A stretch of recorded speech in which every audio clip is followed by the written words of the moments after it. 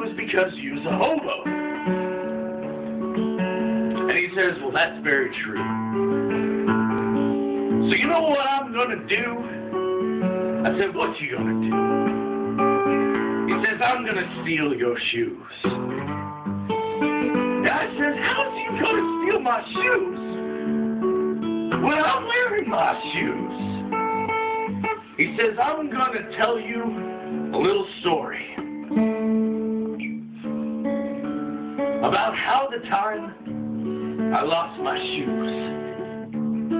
You see, there was this bear, and it was walking through the middle of the street.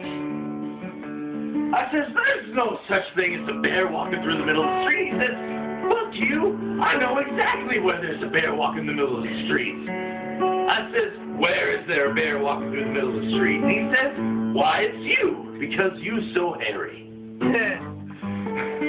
And I says, now you don't need to be getting no insulting. And he says, well, what is that over there? And I looked over there.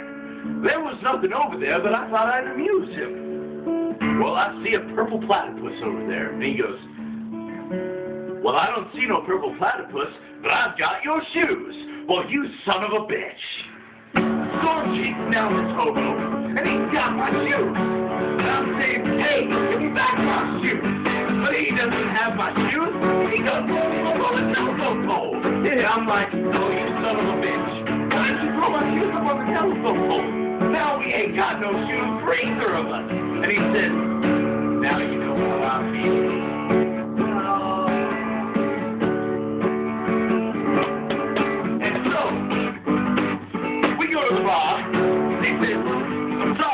Son you, because you've got no shoes. And I said, well, this is the conforming establishment, and I ain't paying for this. And they said, you only got $1. I said, how the fuck do you know I only got $1?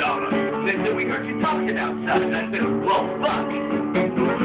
Why am I just blabbing out loud that I only got $1? So I turned to the hobo and I said, you know what we should do with this dollar? We should go invest it. That's what we did.